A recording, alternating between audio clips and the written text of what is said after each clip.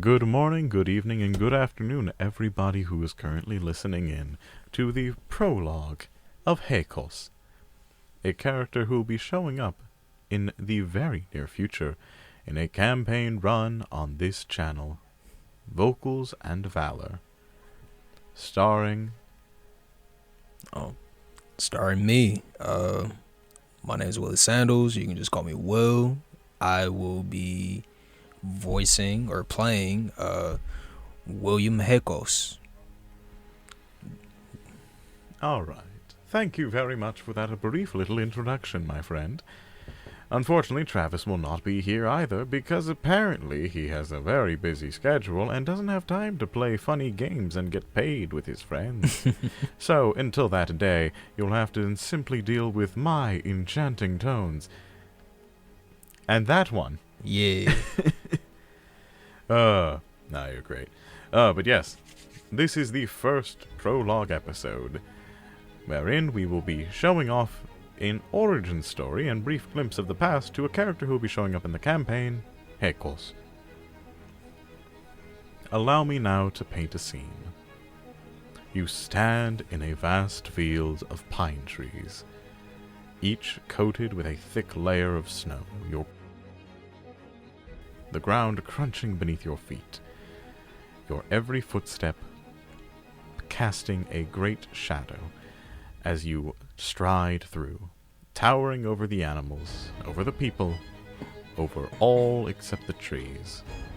For in the distance, you see a great figure, one whose fist curls with the might of a thunderclap, one who strikes the ground and leaves craters, a man who wields entire trees as crude weapons whenever his great strength causes his own real hammers to break. His father. This individual, known simply as the Storm Ruler, a man whose name has been worn down, weathered, and forgotten by history, is currently sitting atop the mountain, indulging himself in gluttony, feasting on the flesh of his prey, of men, women, bears, elk, moose, and more that have wandered too close to his domain, partaking in their flesh to satiate his monumental hunger. As you approach, you come face to face with the 24-foot-tall figure of a storm giant, his skin a dark shade of blue like frost-bitten skin, his fingertips crackling with electricity. His every footstep causes the ground to tremble and shake. And when his eyes eventually wander to you, they are alight with electricity, beaming down at you like some kind of lighthouse made flesh, the clouds themselves seemingly cloaking his body, flowing and melding with his beard as he gingerly runs his fingers through it, amused by one of his bastards making their way to him. So he looks down, his throne carved of stone with giant runes etched into every face, and he lifts a finger towards you. Not even a hand, just his index finger, to indicate that you may speak. So, brief description of my character. He is around 8 foot tall. He has very like gray stone gray. He has stone gray skin, and he has locks tied back because he's been looking for his father ever since the this massive being abandoned him. And I take great disrespect from a simple finger being pointed in my face. Father,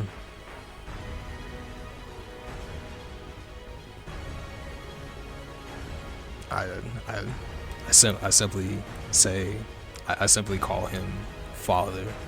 I stare at him, like years of spite just oozing from my gaze as I look up at him, my chest out, prepared to finally get my chance at confronting him.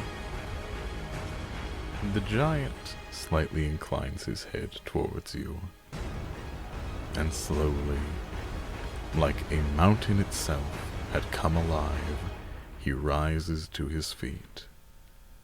Though great your height might be compared to men, this thing is massive. The mountaintop itself lurches at his slight movement. Stones crumble, powderizing beneath his boots as he looms before you. And with a voice like thunder, he asks, "Why did you come here, little whelp? Why do you invade my sanctum?" Good question.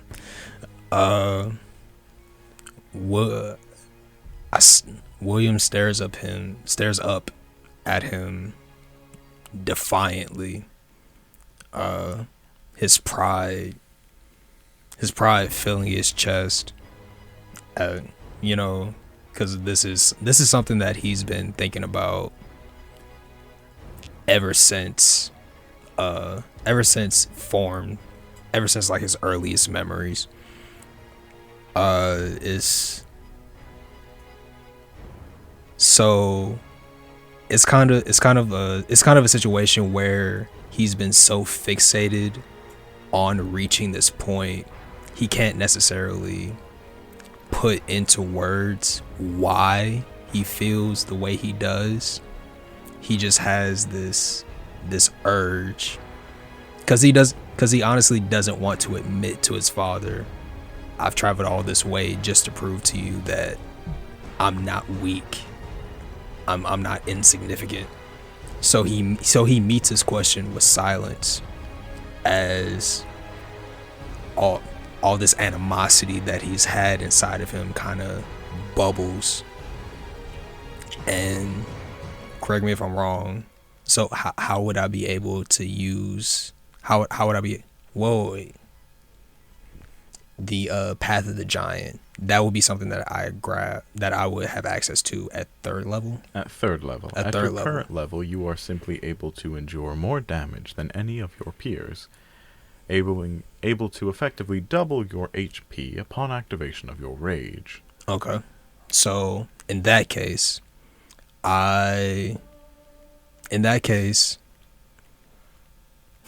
additionally, your rage will increase all damage you provide to your opponent, based on your proficiency bonus. Given your proficiency bonus is currently a +2, you will only be adding +2 to your damage, on top of your strength modifier, and the damage of your weapon, of which is a great axe, dealing 1d12 plus strength plus proficiency while raging. Okay. So, in that case, thank you for informing me on that. Alright, in that case, I look up at him and I start to take my shirt off, preparing for this confrontation. I've traveled all this way simply so I can put my hands on you. Then you have traveled far for nothing. As he begins to shed his own armor, all of it clattering to the ground with a monstrous, thunderous bang as metal strikes against stone. His body is a tapestry of scarification, his every inch of skin either adorned in ink or in a wound specifically designed in the likeness of giant runes. Everywhere you can read, "King, King, King." His entire body adorned with his title, a testament to all of the people who he has slain to attain this rank. Each mark a reminder for any who attempt to fight him, that he has held this title for so long because any of attempted king has failed. Each mark, a kill. And so he looms before you, arms extended out, welcoming an attack from this little, insignificant thing that calls itself his son. Okay. So, I'm assuming we're entering combat. That is correct. Okay. And because he's welcoming you to attack first, I would be you the get one. first place in initiative. Yes. Okay. And so, how would so are we going to be worrying about movement? Not for the moment. You Okay. are being given as much time as you need to move forward, backward, sideways, left, right, up, down that you could possibly need. Alrighty. And To determine the hit of your attack, you simply pick up a d20, roll it, okay. then combine your proficiency bonus and your strength modifier to that roll. Okay. At your level, that would be a d20 plus 5 in an attempt to hit him. Okay. Question. Of course.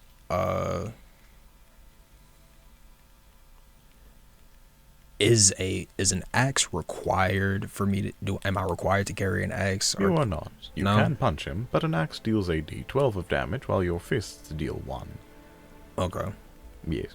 Unfortunately, unarmed combat isn't as viable for people unless they're monks. Okay. Yes. In that case, all right. So Fell him like a tree. yeah. All right. And so you said a D20 plus my Plus strength modifier, plus my strength modifier. plus your proficiency bonus. And That my- is the formula to determine an attack. Your proficiency bonus is 2. Your strength modifier is plus 3. Alrighty. So plus 5. Yep. Alright. So I ready my axe as I coil my muscles, Mhm. preparing myself to launch myself at my father. And so that would be 13. Oh, yeah, 12. plus 5. Yeah, 12. Yeah. Okay. Well, that's a 12. I'm assuming that doesn't. It does not hit. That doesn't. No. Oh, You goodness. do launch yourself towards him, but as your axe is buried into his skin, you find it only draws a single drop of dark blue blood. Mm.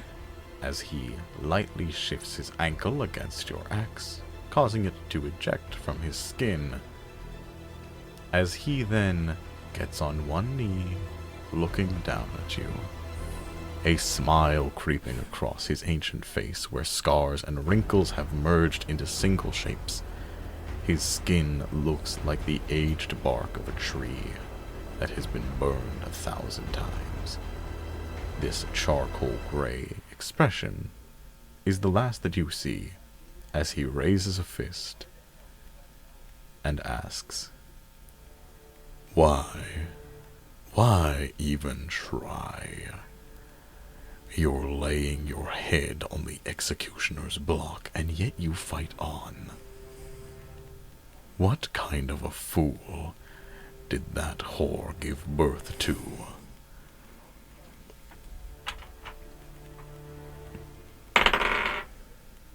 23.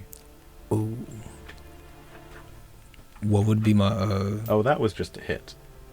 No, I understand that. Yes. What Your AC is 10 plus 10, your okay. dexterity plus 10. your constitution.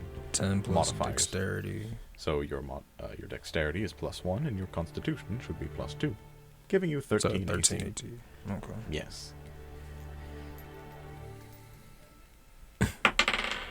Alright. Can I say one thing before he brings his fist down What do and you puts me say? to sleep? What do you say? You ask me why I've traveled all this way. just because you thought I couldn't.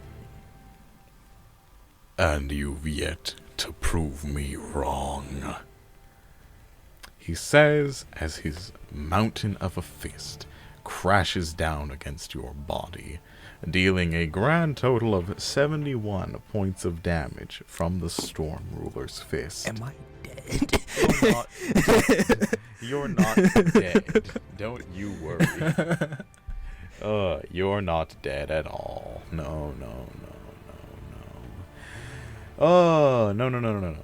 Instead, you're just unconscious, with this Storm Ruler having determined it's kind of a waste to let this one die.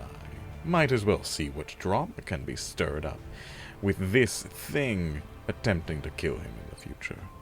He might yet form a formidable foe eventually. And so, he picks you up, like a rag doll in his hands, holding you by your wrists as he walks you all the way down the mountain, your unconscious body being dropped in the wagon of a passing merchant. His horse, startling as a 24-foot-tall monster, places an unconscious man whose skin is like stone into the back of his wagon, uttering a single word to the traveler. City. And then points forward. And at last, he walks away, returning to his mountaintop, where his fellow storm giants are no doubt going to be convening soon, judging by the calling of storms. And so, as per the request of the giant, the merchant moves, hauling your unconscious body, slowly awakening, to the first city, Argesh, a merchant guild's city, one known for its commerce, its imports of wine, and its exportation of flesh as well as fine art. Dancers of all variety are found in such a location, with the main one being that they wish to sell you is ballet. They will, of course, provide you with more exotic dancers, but that is not their main staple. They are men of refinement, and so thus, they will attempt to sell you either ballet, or, should you desire a more masculine side, you can attempt to find their more brilliant fighters. But you, as you were just hit with the full force of a probably 5-ton monster who calls upon the storms as you might move a pencil across paper, you are very unconscious, and you are taken to a clinic, where clerics will begin casting healing spells on your unconscious form to attempt to piece back together all of your bones that were no doubt shattered from the blow. Ooh. Yes. It is 12 hours after the fact that you awaken. You find that your body has been mended, your bones, once broken, are now stitched back together, and your muscle fibers, while they do hurt, are at least not torn to pieces, mangled, and unrecognizable after having been effectively juiced. Yes. So you awaken in a clinic, surrounded by clerics, many of whom wear masks that hide their faces, their robes dark and adorned with white spots to resemble the night sky.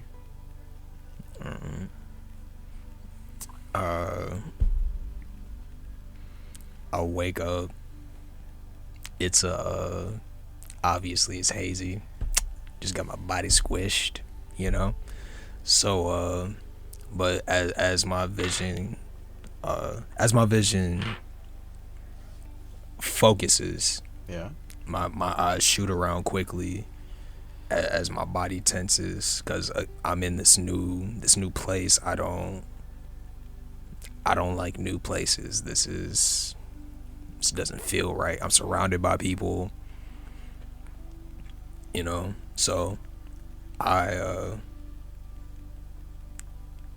grab one of the clerics by the chest, and I pull them close, and I'm like, where am I? This particular cleric is wearing a mask depicting an owl. Sir, you are currently in the house of Shar. Please put me down. There's no reason to be so hasty. We are the ones who put you back together. My hand shakes as I process this, realizing that I failed after who knows how many years of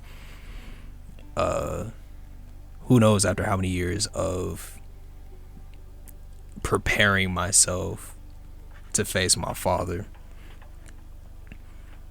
My breath is sharp, but I release him. Still tense, looking around.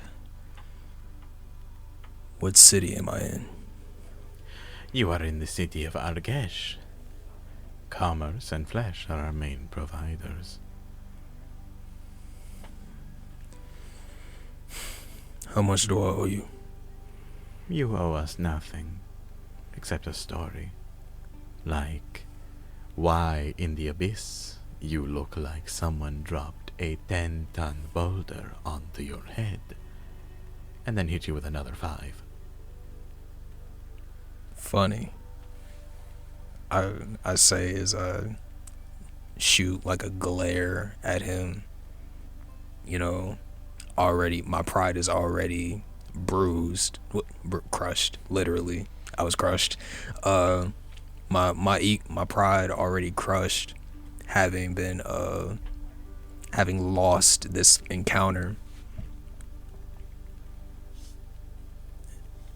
I just wasn't ready. Ready for what, if I might ask? The merchant didn't exactly give us much information when you were dropped at our doorstep. I don't answer his question. Fine. Keep your secrets. You'll tell them eventually. But no matter. You are alive. Congratulations on not dying to whatever almost killed you.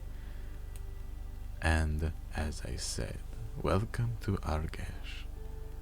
It is our hope that you enjoy our fine city. Now, if there's nothing else I can help you with, oh stoic stranger, you may leave. I have no reason to keep you here, if you are not willing to explain your story to us. I look him up and down, and then I slowly get out of the bed, erecting my back and straightening myself just to regain whatever size, whatever confidence I can from the fact that I'm probably the biggest person in the room, you know. So I stand as proud as I can, and I look down at him, still not saying a word, and then I just walk away, leaving. Roll me perception. Perception? Yes. That would be. It's a D20. Right? That is a this is a D20. Oh, okay. I want to just get this right. Yeah. So roll that, add your wisdom, and add your proficiency. Wisdom and proficiency. So my wisdom modifier, yep. My wisdom, that will be a +1. With a +2. So +3. Yep. Roll that to D20. 15. 15. So alrighty. 18. Well then, you hear out of the corner of your, I guess, field of perception, you hear them mumble to one another, but most clearly, you hear the man who you grabbed the chest of speak to one of the sisters in his church. Watch that one. Make sure that you keep a very close eye on this volatile person before walking back inside, closing the doors behind you using thaumaturgy, the magic that allows him to slam the door shut without so much as touching them. I glance over my shoulder, looking back at the door. I sigh heavily as I focus on. I'm assuming I stepped out into the street. That is correct. Okay, so You arrive at the open streets of Argesh. Mm. Cobbled stone is right beneath your feet. The sun surprisingly warm for one so accustomed to the cold. Around you, people of various races, predominantly dwarves and humans, but there are some elves, Kenku, Arakokra, Asimar, and other such unusual individuals mingling about the town. A few dragonborn, most of whom scales shine with gold and silver and bronze, walk the streets, dressed in fine robes that clearly indicate them as being far-traveling merchants. Alright. The town is sprawling. Alright. So, considering that I just got my butt kicked, And I'm- the priest did not care how intimidating you were. yeah, I didn't like how How confident. unfazed he was. Yes, how utterly confident he was. You know, Uh, because normally most people, you know what I'm saying? yeah, most would run. Most would be terrified of But an this- 8'6" Who's stone who's man. who's this guy? But huh? this 100-pound old man, who was probably in his 60s to 70s, just looked at you like some kind of weird whining dog. I don't like that. so I'm looking around, and with my urchin feet, I can, even though I'm new to this area, I can still get a sense of Yes, you have The- an the understanding of seedy- urban sprawl. the Yes, seedy parts of the Exactly. city. So in order to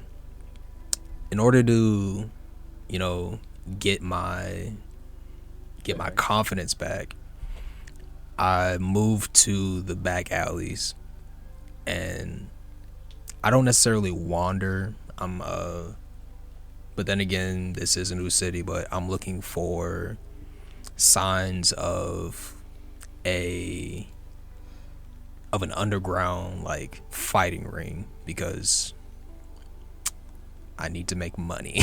Yes. You know, and I feel like hitting somebody. so I move around these back alleys searching for those signs I know too well of an underground fighting ring Yes. of some sorts. You won't have to look far before you find a place to bloody your knuckles, as those places seem to be a dime a dozen in Argesh.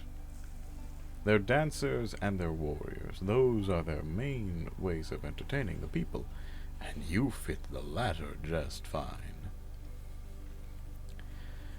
It's not too long before you find the actual House of Battle, of which is currently owned by several war domain clerics, as well as paladins, particularly devotion paladins who have sworn to aid all who find themselves injured in battle. The two of them act as both medics, as well as, I suppose, referees. Mhm. They oversee various fights and physical tests, as well as a few side businesses here and there, such as dealings and trading of fighters, should anybody want to procure one for their own competition. Most importantly for you, there is no barring for entry. You're allowed to walk inside. A few dragonborn and Asimar, their wings curling around their bodies like robes as various eyes open across their every feather, each burning ever so slightly. Scourge, Asimar, the wrath of gods made manifest as mortal men. But as you walk inside, you can find yourself an area, what looks to be a gym, but as you look around, you find others like yourself. Giant dragonborn, dwarves, Goliaths, hell, even a few particularly muscular-looking furbolg are all hard at work, attempting to perform feats of strength, such as lifting up atlas stones, or holding up an especially large platform where more and more people step on, most of which are part of the audience, simply looking for easy entertainment. And so, to show off their strength, more and more people step onto this wooden platform connected to a single stone column, and this individual has to hold them all up. Okay. Yes. So I take all this information and I still I look around, kind of it's not a scowl, but I have a very stern look on my face. Yes. You know, doing my best to exude some like a firmness to my Yes. Exudes some amount of menace. you know. Yeah. And I look for like a type of front desk or reception to figure out how to enter into some type of quick match or something like that, just to make money. You find the closest thing to a front desk is a War Scourge ASMR, a practitioner of the War domain of Claricud. They look up at you, a humble 5'8" compared to you, their body adorned in black feathered wings, each of which contain dozens upon dozens of orange eyes that all glow a soft hue. They hide their face behind 2 of such wings. Of their 6, 2 hide their face, 2 hide their hands, and 2 hide their legs. You don't know what they could be hiding in their hands, nor where they might move next. This seems to be intentional, a means of misdirection. This individual then asks, "How can I assist you, traveler?" Money. "If money is what you seek, then I suppose I can assist you. Do you wish to participate in feats of strength or combat? We have both here in Nagesh." Combat. "Combat it is, then. Then tell me, what is your weight? We need to assure that you're in the right weight class." Okay, so my weight as a Goliath, that would be, you said it was like Like 450. 450? Yeah. We're basing that roughly off of Andre the Giant. But Okay. you're probably not as, like, round as him or fat. Right. You're instead more cut muscle. So heavier and taller, but probably about the same once you slim it Okay. down. 450. 450 pounds. Understood. Please then follow me, as he uses one of his wings that hide his hand, which, now that he moves it away, you can see he is holding what looks to be a battle axe with serrated teeth at the end of it, hidden behind his wings.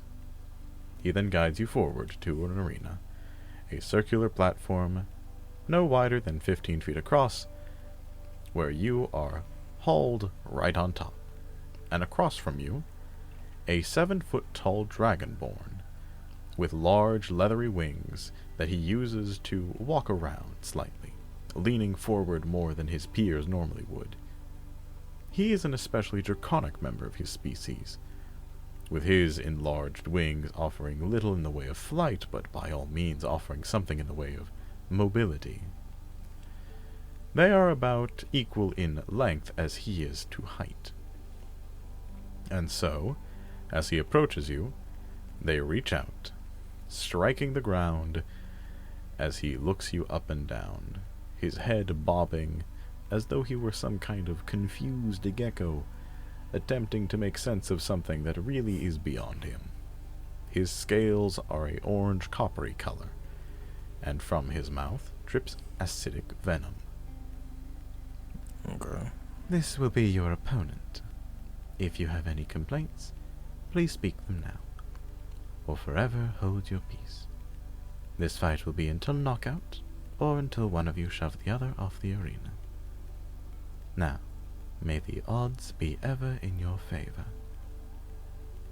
As this ASMR will step down, lightly fluttering, until they find a desk where they and a paladin, who looks to be descended from dragons, but not directly related to one like the Dragonborn, an elf with deep red scales across their cheeks, shoulders, and over their eyes, looking down, speaking quietly to their ASMR companion. please, roll me initiative. Alright. And that's on a d20. That's a d20 plus your dexterity modifier. Plus dexterity. Pretty sure I got some good dexterity. Hold on. You's got a +1. That's a +1. Alright. A +1. 3. That's a 2 plus my modifier.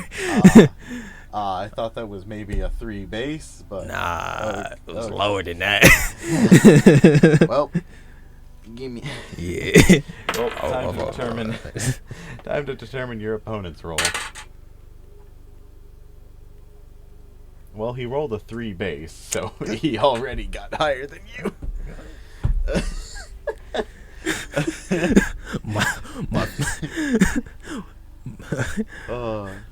Heikos is his fist tighten as he shakes with just rage, just waiting for the opportunity.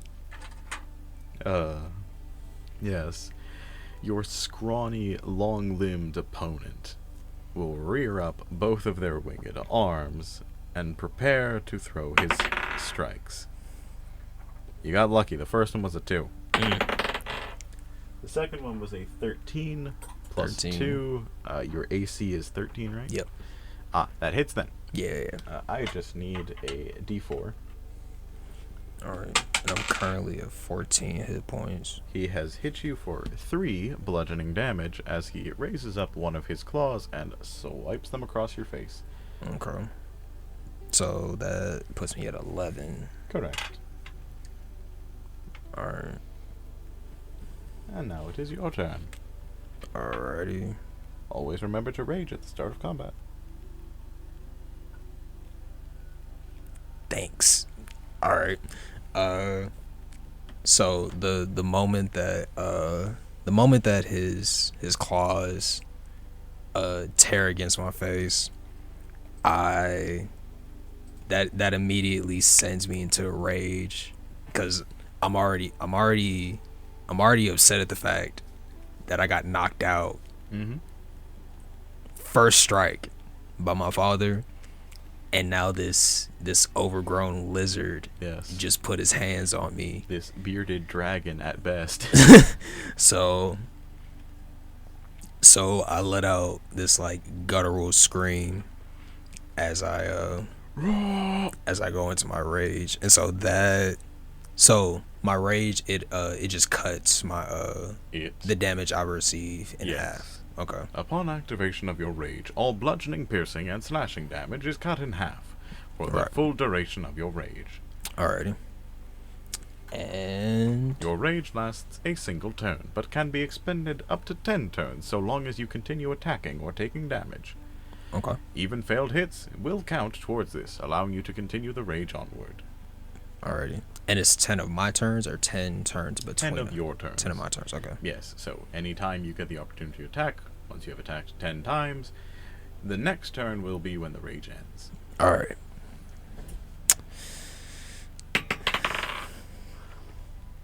That's an 18. That hits. Yeah. Roll that D12 of damage. Oh, D12. Okay. Yeah. You've got the potential to just I need to knock his block off. Yes. I need to do it.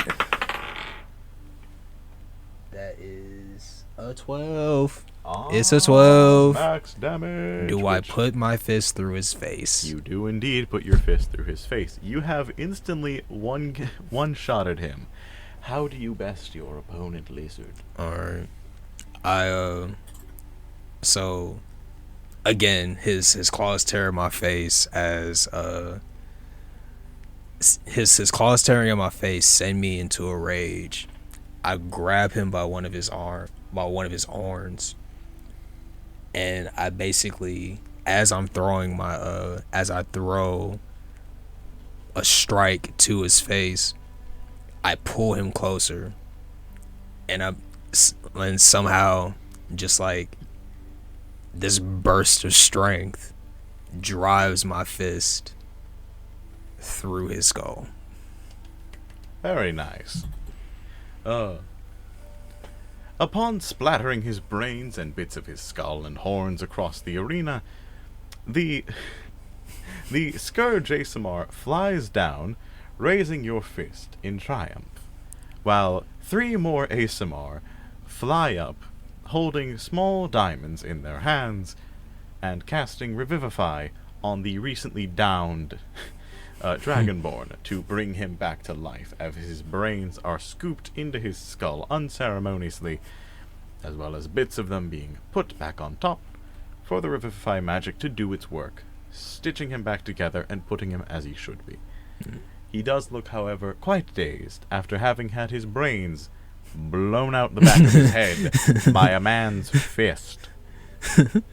Yeah, I stand there, the ASMR holding my fist up, and I heave as I come down from my rage, just looking around.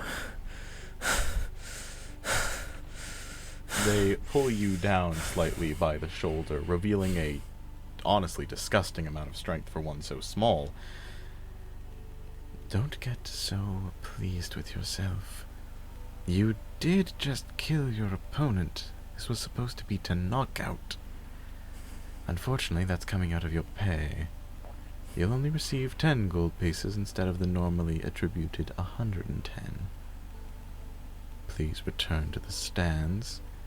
Somebody else will take your place in the next fight until you pull back a little bit.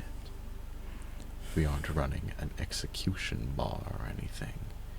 We aren't the Blood Hosts or the Gore House. No. We have standards. If you want to kill people, you can go a few cities over and find the cult of Rakdos. If you want to deal with them, you can have fun at their Gore House. But here, you play by our rules. Okay? I'm still huffing, but I nod begrudgingly. Good. Stiffly. Good. Now, come with me. We are going to make sure that the light ASMR deal with your temper. As they will drag you to the lower stands, and they place you upon a seat. A mere 6 seconds had passed. The lizard had thrown a punch, and you had thrown a punch. All in a matter of one explosive force. You had killed him. And very swiftly after that, the ASMR had to revive him. So now it is that you are being brought to effectively the lockers, where people are attending to the wounds of those who had their arms ripped off, or giving out money to those who did win fairly. You're given a small pouch of 10 gold coins, as well as a little mark on your name for all future references. I purse my lips at the mark being placed by my name, kind of dismissing it, like, I don't care, whatever. And I grab the 10 gold. I look to the light ASMR that provided me with my payment. Where's the nearest inn? The nearest inn can be found 2 blocks away. Follow west, and you'll eventually find a place called the Boar's Hat. Once you arrive there, go in, ask for a room, ask for a meal, I don't care. Just try not to kill anybody else. It's very messy business, murdering people on the street here in Argesh. I dismiss his statement, or their statement. I dismiss their statement and just turn around and walk away. Not even taking the time to, like, haphazardly wiping the blood away off of my, Yes. off of my head. Off of your hand, yes. Oh, Yes, this poor ASMR having to deal with you on the day that they thought this would be easy. It's just a normal day of the week, but no. My feelings were hurt. Yes, your feelings were hurt because you got hit with Daddy's belt. Yes, duly noted. And you said 10 gold. I was being sent to the. I have 10 gold. Yes, you have 10 gold. You're being sent to the Boar's Head. And going to Boar's Head. Yes.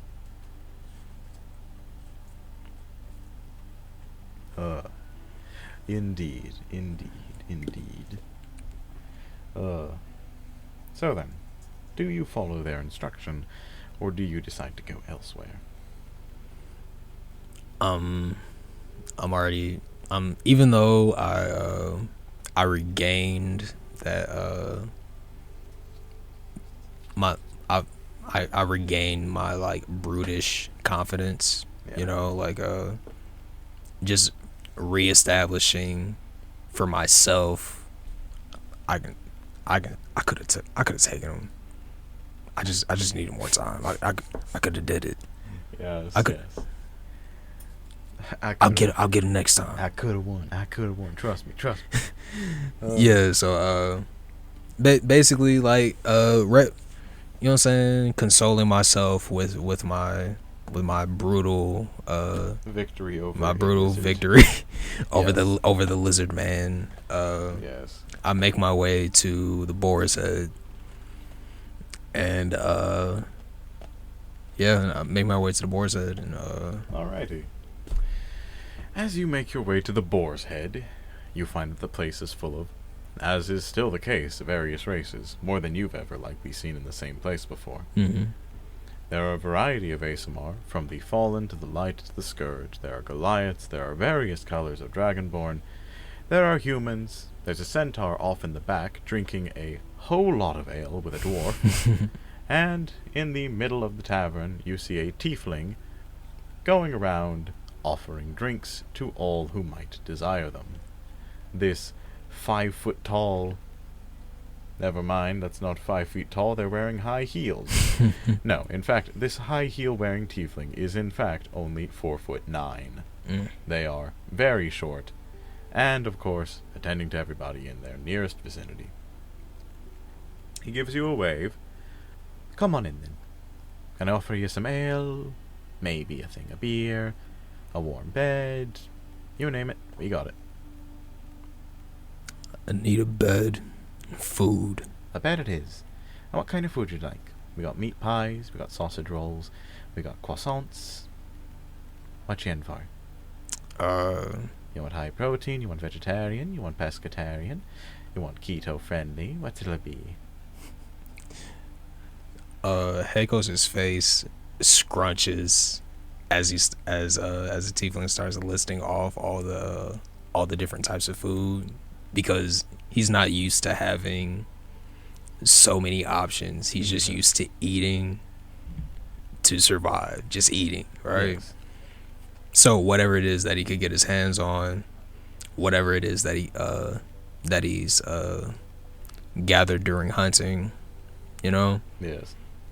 And so he just looks down at the tiefling. He's like, food.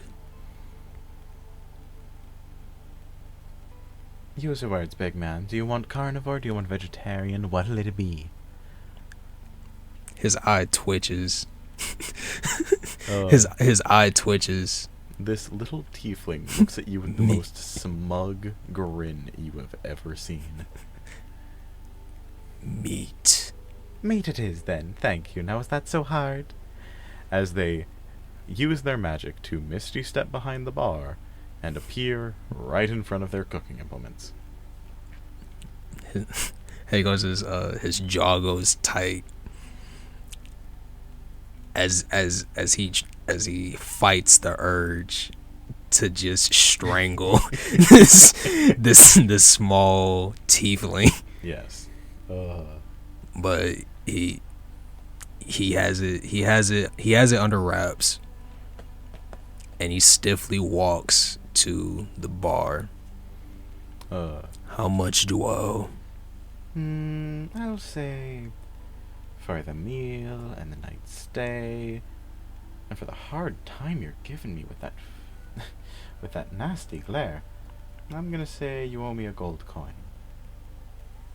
To which you hear a bit of snickering from the back of the bar, as a meal in a room should usually only cost a silver, which is 1/10 a gold coin. I wouldn't be aware of this though, so I'm assuming you have no idea what economics are like. yeah, what economics are here like. So, Yes. so I just reach into the pouch and just put a coin down onto the bar. Thank you kindly. As they slide across to you, a strange-looking platter of meats, as well as a pie that smells... The odor is akin to fish, with maybe just a bit of octopus in it, and spices which you have never before smelled. My nose twitches slightly as I take in these new smells, but at my core, I honestly do not care. Heikos honestly doesn't care what it is. He just begins eating, very not really concerned with table manners. Yes. He barely uses the patrons around are glad he's using a fork while he eats. Yes, I'd imagine. I mean, there are still at least a few centaurs there who are going to be eating with their hands, but I get you mean, and at least the centaurs have some decorum. Yeah, but he eats everything. Like, he clears everything off the plate. If it has bones in it, he eats it. Every single thing. I see. Oh, wonderful. The main source of meat is a rack of ribs, which tastes distinctly like pork, albeit significantly tougher, and even though it looks to have only been cooked on a skillet to medium rare, it is still very, very, very smoky. It is as though someone had pried a piece of meat out of a smoker that had been going for probably about a week, maybe 2, maybe 3. It's almost unbearable, yet just on the cusp of being too much, so not too bad. Second is a pie made up of slightly pinkish tendrils and some kind of white fish meat that they have blended together and mixed until homogeneous. Seasoned with a kind of red flake that tingles at the tip of your tongue rather persistently.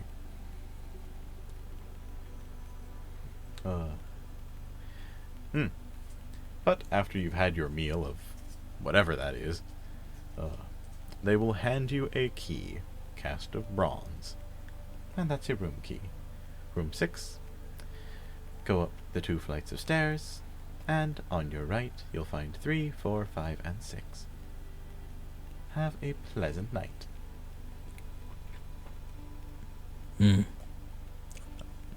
I grunt a little bit as I grab the key and stand up, and I make my way up the stairs to my room. Lovely. Oh, yes. As you go up to your room, you will find it is rather plain. There is a bed, there are some sheets and a blanket on the side. There is a small desk for writing, a mirror, a single window, and for some reason there's a cat inside here, just hanging out on your desk. It is a bright orange tabby cat. It gives you a nod, and then walks back down to its owner in the lower level. I'll watch the cat leave, honestly confused, because, like, what, why is there a cat in here? But I watch the cat leave, and That's after valuable protein. like, leave before I eat you. But the cat gives you a smug look. But cat leaves, close the door, and I just lay on the bed, just stare up at the ceiling, thinking back to the humiliation I faced from my father. Yes. Yes. And with that, your tired body eventually drifts off to sleep, staring at the ceiling. I would like to tack on, like, as I am drifting off to sleep, I get glimpses, or like I get glimpses of my mother, considering the fact that I'm half human, half storm giant, so it makes me a Goliath. But Yes. I think back to, like, I think of her, you know, how long it's been since I've last seen her, wherever she may be. Mm-hmm. Yes. Yes, and with that, we shall close off on the session, as your character drifts off to sleep, being reminded of their parents, the beatings, the loving, tender moments prior to their abandonment, and all the wonderful, wonderful things they're going to have to investigate when they wake up tomorrow and figure out why all the priests are so spooky. So then, before we close off, I would like to ask of you a few questions. Your Okay. stars and wishes, as they were. Hmm. Your star is your favorite thing that happened during the actions of the session, and your wishes are that which you hope to either happen in the future or happen again. Ooh. Okay.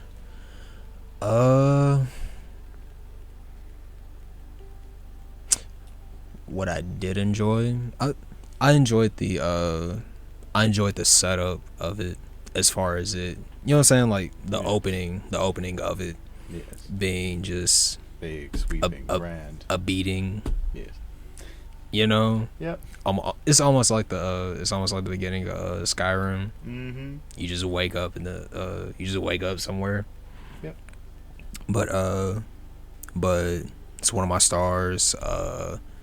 The getting that win in the underground fight club, Mm-hmm. that was nice. I like that. You know, that was my first ever D&D combat situation that I have ever won, and I run my fist through his face. Yes. So that was, Yes. And Yeah. let this be a lesson in how fickle death can be for some people, if you got the coin at least. indeed. Yes. Um, Death is not always the end if you leave a body. Mm. Yes. and my wishes, just a continuation. Wonderful. You know, getting a opportunity to get more into, you know, like dialogue aspects of it. You Mhm. know, seeing what I'm able to do with this the character and how they grow. Yes. You know, Indeed. You their always- hero's journey. Yes, you always have that smug gremlin down in the corner, which you can no doubt be bullied by for the foreseeable future. It doesn't matter if you're 10 feet tall or 50, they can and will find a way to poke fun at you. Yes. Mm. But, yes, with that, I wish all of you lovely listeners a good farewell. Hopefully you enjoyed this first prologue session as much as I did. Thank you, and good night. This has been Vocals and Valor. Catch us next week at 10 p.m. Bye. Have a beautiful time. Bye, have a great time.